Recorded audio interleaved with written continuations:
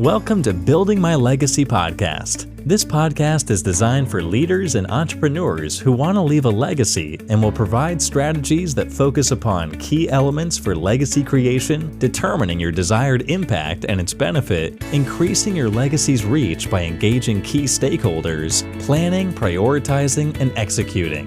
Here's your host, Dr. Lois Sonstegard. Welcome, everybody, to today's Building My Legacy podcast. I have with me today Heather Smith.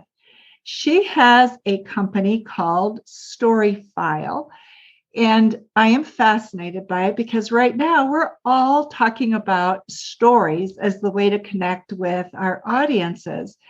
And you have this marvelous company that you've created around being able to do that. Tell us how you got started and why. So Storyfile does something very unique that's never really been done before. We produce conversational video. So the way that we capture stories is we collect video of an individual, asking them a lot of questions, and then future generations are able to have those conversations and actually talk to that video content. I got started because I was in the Holocaust education field. And one of the things that Holocaust survivors have been doing in the public for years and years and years is going into public spaces and telling their story. And then they usually answer a bunch of questions from the audience. And what we noticed was that was when you made the real connection with this story and you took ownership of it. So we said to each other, okay, these people are passing away, it's a fact of life, unfortunately. And what's going to happen to that story and that making that connection and being able to ask those questions and have those conversations. So we said, what would it look like if we replicated that for future generations to be able to have those conversations?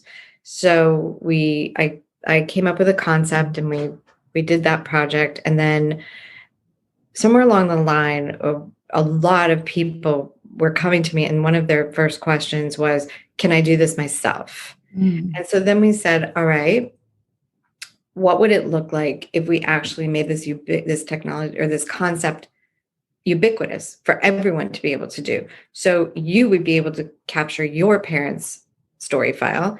And then your children, your grandchildren, your great-grandchildren would be able to talk to your parents about their lives, the choices they made, the trajectory of their life, their career, their families, et cetera, and what they know about their past.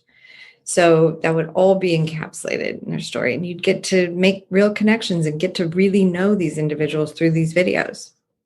Okay, so let me understand how this works. You have somebody tell their story, and the interaction piece gets recorded through the question. And then when somebody watches that, as they have questions, they can then engage the person with whom they're watching that video. Is that correct? So you as an individual would answer a bunch of questions on video, a bunch of questions that we have for you. And just be candid, be yourself. Just answer them as if you were talking to somebody sitting right across from you. And then anyone would be able to engage with that video content that you recorded through asking questions. So they can ask all kinds of questions. They don't have to ask the same question that was asked of you while you were recording. They can ask any question. We don't, the authenticity part, that's very important to us. So we don't edit anything that you said during that video answer. So nothing's edited, manipulated, or characterized. So whatever answer you gave is what is played, and that is your voice and your story for all time. And that's pretty much the way it works. Okay, so I want to be real specific. So when you interact, it may not necessarily be with that person. It may be like somebody else that you're watching it with. But the actual person may have passed on. They may not be there. Oh, right. Okay. Yeah. I just wanted to make sure there wasn't some catch there. It's Okay. the actual person has to video themselves while they're alive. Right. And then that's the video content that you're interacting with, regardless of, they could be in another country, they could be in another continent, it could be another time zone, or they could not be no longer with us as well. So who uses your technology the most? I think it's such a powerful tool, but who uses it the most? Well, conversational video, the whole concept behind conversational video has so many applications. We're using it to tell individuals' life stories, primarily first through Storyfile Life. And that's a platform that you can go on and you can tell your own story through that platform and use the tools that we've created for that platform. Then there are a lot of other applications that it would be really useful for in education. For example, anytime you want to ask questions of someone or get to know someone without that individual having to be there, but you want to do it through video. You don't want to do it necessarily through, just audio or, type in a question and then get a chatbot response that's manipulated actually and created for you. It's not actually someone saying that. And so you need to, in our opinion, you need to see that video. You need to see their eyes. You need to listen to the way they're telling that story. And that tells you a lot about a person. Mm-hmm. So it was important to us to have the video element and be able to have that conversation. But not only that, be able to say to these individuals, you don't have to worry. Nothing will be manipulated. Your words won't be manipulated from us. Everything that you say from beginning to end, that will be your answer. That will be what these other individuals who are asking these conversations and interacting with you, that's what they will hear for all time. So tell me, you've listened to a lot of stories. You've dealt with a lot of people. What's been your most memorable experience? I can't choose. That's like asking us which of your children are favorite. I can't. I've had a lot of great moments, a lot of great stories. We interviewed, over 35 Holocaust survivors. I've interviewed civil rights activists, and Ambassador Andrew Young was probably one of the most amazing story files. I don't think there was a response that he gave that I didn't say, everybody in the world should hear this.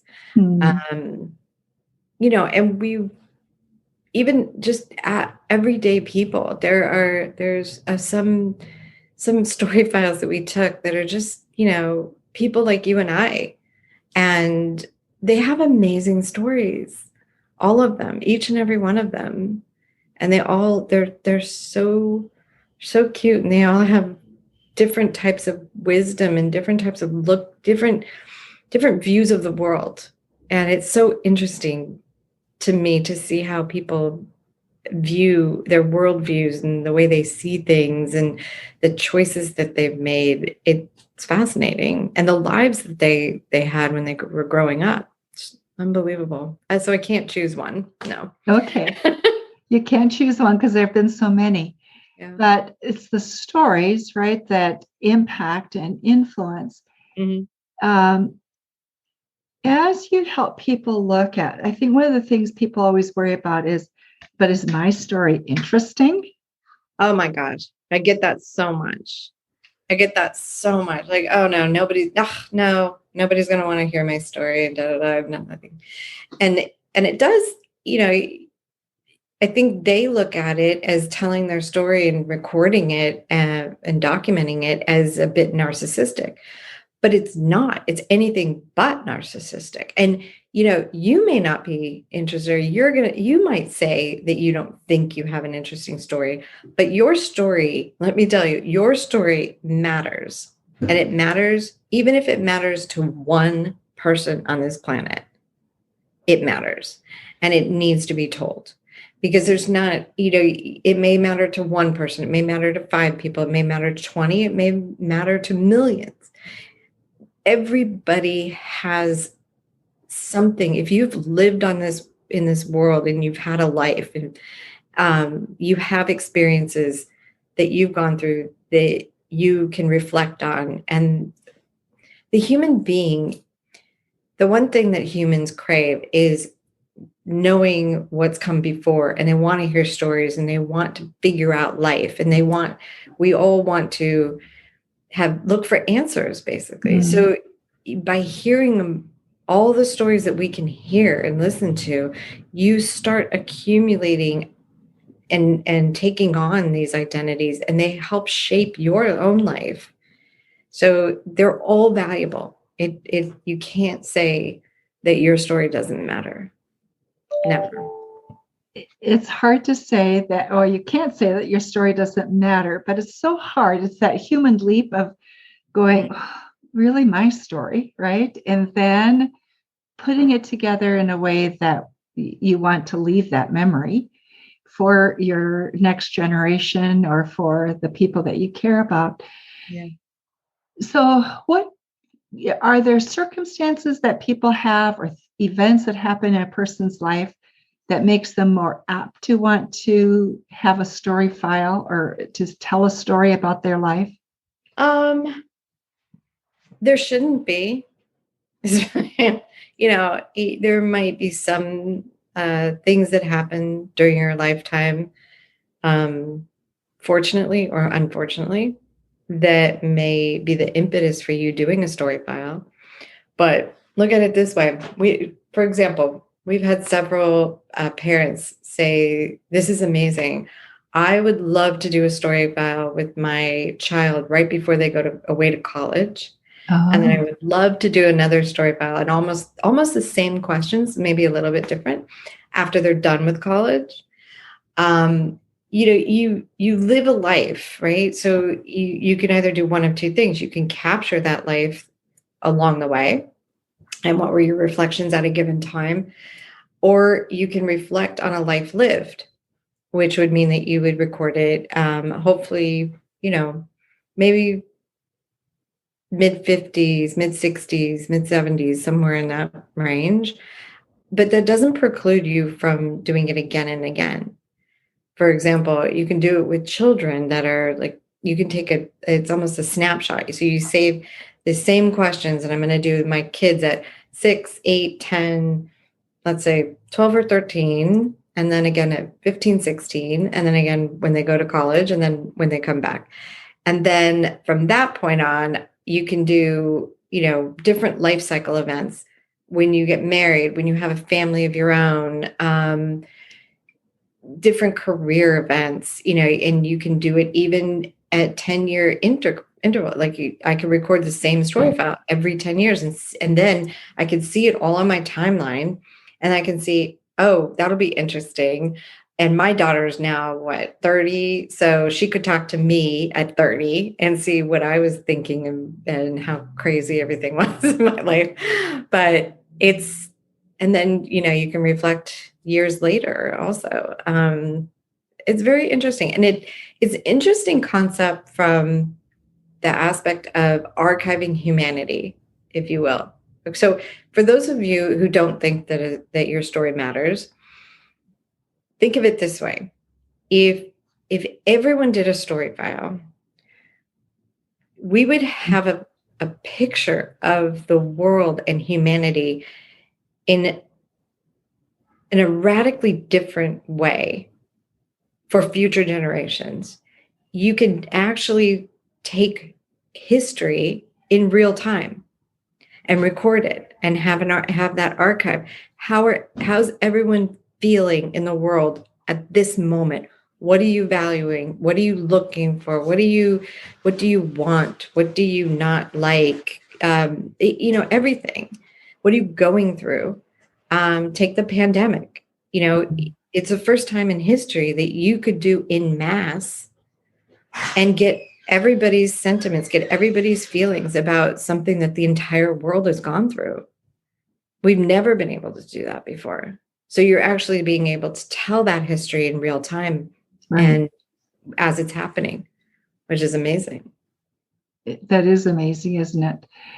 Tell me, you gave the example of your life at 30 and comparing it, sitting down with your daughter and comparing it to her story at 30. Mm-hmm. Have you and your daughter done that?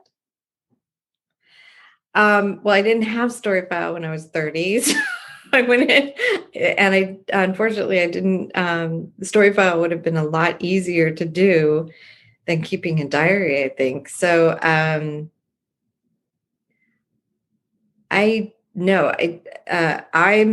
she's going to do a Storyfile. So she's now 30. So she's going to do her Storyfile at 30.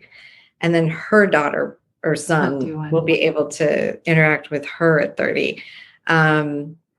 But yeah, I think overall she kind of knows my life at 30 and what I was going through. So yeah, we've talked a lot about it over the years.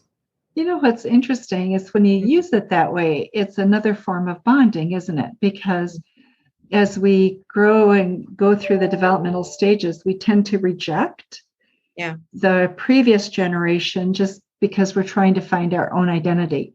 Yeah.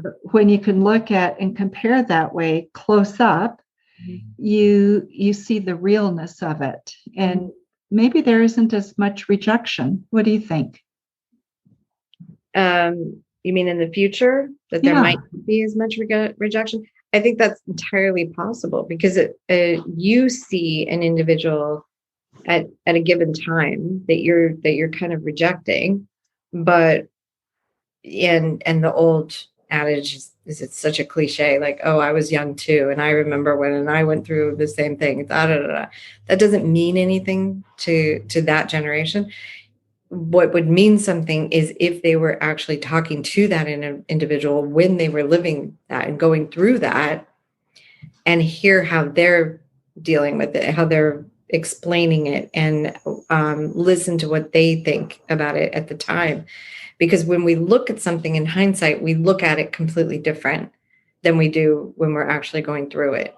So then that individual is able to really hear and really connect with that struggle, the same struggle that they're having. So you do realize that this is it's a flow. I mean, there's a cycle to life, and this is normal in a way.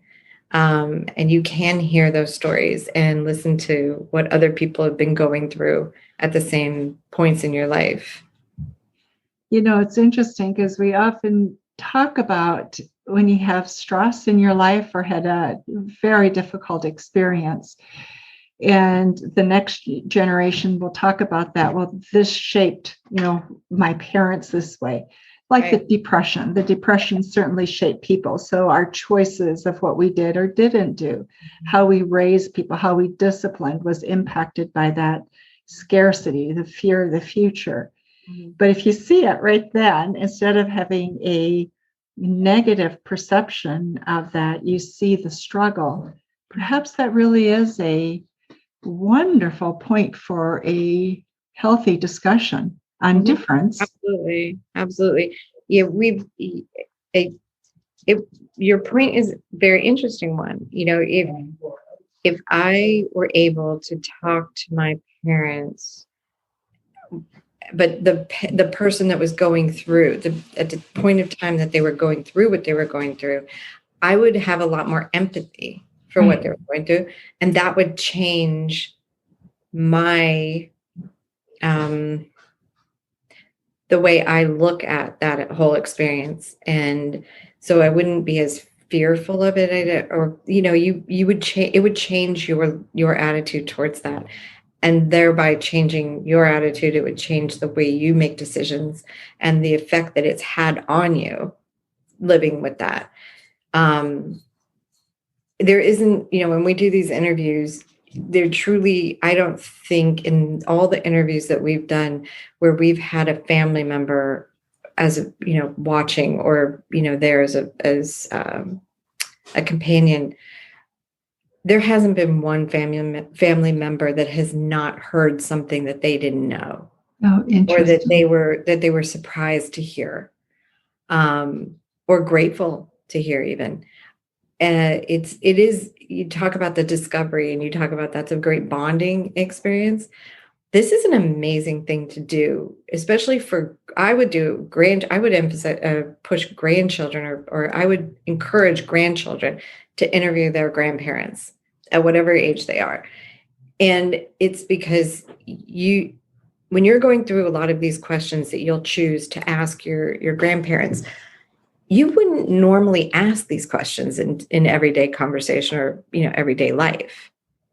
You have a list of questions that really probe a person's life and create this vision of their lives, that they're telling you their whole life story from beginning to end. But those aren't conversations that you have every day. Those aren't stories you hear a lot. So it's a chance for you to really get into their lives deeper and ask those questions before it's too late. How many people have lost loved ones already and they've said, oh, but I never asked that person that question. We never had that conversation. So there are always questions, and there are questions that you would have at the stage in life that you're in that your daughter might not have at the stage of life, because you just don't know what to ask until you've gone through X. So you need to be able to talk to that individual at different points in your life based on what you're dealing with as well. So it's very interesting. All of it, very interesting process. It's fun. And, I think it's so important for that connection. And I think, especially right now when people are trying to understand what's happening, where do we go next? You really want to learn from people who have had life experiences. We don't need to repeat everything. Right? We can learn sometimes. Hopefully you can learn. It would save everyone a lot of aggravation and time and money. So if you can learn from other people. It'd be so true. So our time is almost up, Heather. What have we missed? Oh, gosh. What have we not talked about that you would love the audience to know about? I think, Storyfile Life is now available, and we just want to encourage everyone to grab a loved one, sit down, have these conversations, record them, answering all of these questions, and enjoy the moment, enjoy the stories, and let that influence your life in some way. So let me ask you a question relative to that. Do you have videographers that come in and do it for you? This, or do you do this on your platform and then download that? How does that work mechanically? Yeah. So the platform is a tool that you do it all on your own if you want to. Then the next step above that would be if you had a grandchild and they wanted to record you, they might connect like a webcam to their computer, or, an external microphone, or, some other way. And they might set up a different way to capture you. They might put a light ring, a little setup. And then there are professional video companies that will come in and also use the platform, but set up a little bit more of a professional shot, or professional filming of you. And then the top level would be to record your story in our studio and have us do a custom script for you. So we research your life. We put together a custom storyline for your interview. Our professional interviewers do the interview with you. It's a production. So there's that option as well for individuals. It goes from the whole gamut. Yeah. And can you work with people anywhere in the US, or where are you located? Oh. Well, anyone can do it online on the platform.